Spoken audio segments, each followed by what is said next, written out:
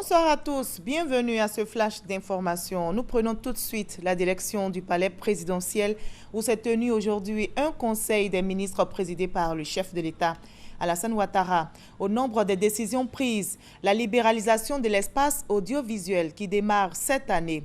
Les premiers appels d'offres seront bientôt lancés. Le gouvernement ivoirien s'est aussi prononcé sur le financement de compétitions sportives. Un appui de 6 milliards de francs CFA est annoncé pour la participation des sélections et clubs ivoiriens. Et dans le domaine agricole, le gouvernement envisage de créer le label Côte d'Ivoire dans le secteur du cacao.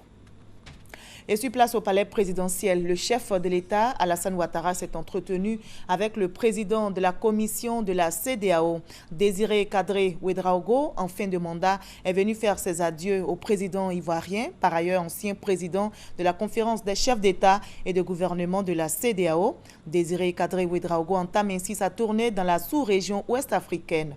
Le président Ouattara lui a réitéré ses remerciements et ses félicitations pour son importante contribution à l'intégration régionale. Coopération bilatérale, lutte contre le terrorisme, ce sont autant de sujets évoqués entre le ministre d'État, ministre de l'Intérieur et de la Sécurité Ahmed Bakayoko et le Premier ministre français Manuel Valls. Le ministre ivoirien Ahmed Bakayoko, je rappelle, est en visite de travail en France où il multiplie les rencontres avec les autorités françaises. On fait le point avec Abou Sanogo. Table des hôtes de Matignon.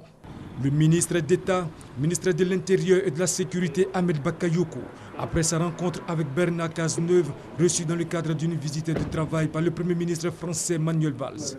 Une rencontre en tête-à-tête pour échanger sur les questions de la sécurité, notamment la lutte contre l'insécurité et la menace terroriste en Côte d'Ivoire en particulier et dans la sous-région ouest-africaine en général, ainsi que le renforcement de la coopération entre la Côte d'Ivoire et la France.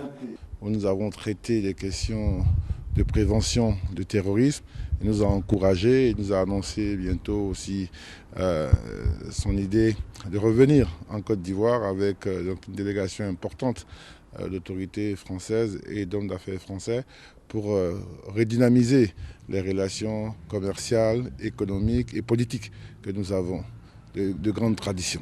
Manuel Valls a dit l'engagement de la France à aider la Côte d'Ivoire dans sa lutte contre le terrorisme et le grand banditisme. Cette rencontre avec le Premier ministre français marque la fin de la visite de travail du ministre d'État, ministre de l'Intérieur et de la Sécurité Ahmed Bakayoko en France. La ministre française de l'Environnement et de l'Énergie, Ségolène Royal, nouvelle présidente de la COP21, a débuté hier sa tournée africaine par l'Égypte. Ségolène Royal visitera 5 pays. Elle est donc attendue demain à Abidjan. Au menu de ce déplacement, développement des énergies renouvelables, adaptation au changement climatique et mobilisation des chefs d'État africains. La ministre française de l'Environnement espère que les 195 pays qui ont approuvé en décembre dernier l'accord de Paris pour réduire le réchauffement climatique ratifieront définitivement le test onusien le 22 avril prochain à New York.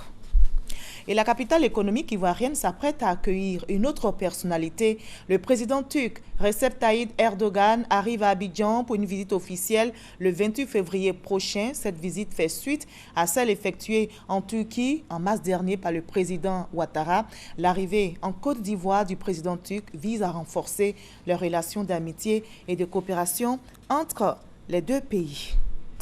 Le secrétaire général des Nations Unies au chevet du Burundi et de la RDC, Ban Ki-moon, qui veut mettre un terme à la crise au Burundi, a encouragé les autorités à Bujumbura d'entamer un dialogue avec l'opposition. Il s'est ensuite rendu au Congo, en provenance donc de Goma. Après Bujumbura, Ban Ki-moon est arrivé à Kinyanga, où il a visité pendant quelques heures le camp des déplacés de Mugonte. Ce camp de déplacés est menacé de fermeture par les autorités de la République démocratique du Congo.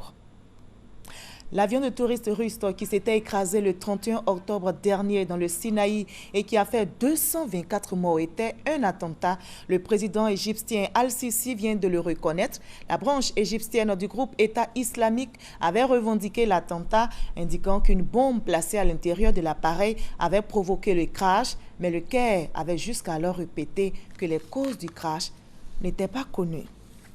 On va terminer avec cette nouvelle officielle. Le non l'a emporté en Bolivie lors du référendum qui s'est déroulé le dimanche dernier. Le scrutin proposait de modifier la constitution pour permettre ou non au président socialiste Evo Morales de postuler pour un 4e mandat en 2019. Et bien plus de 6 millions d'électeurs étaient appelés à ces urnes. Et d'après les résultats officiels publiés par le tribunal suprême électoral, le non est crédité d'un peu plus de 51%.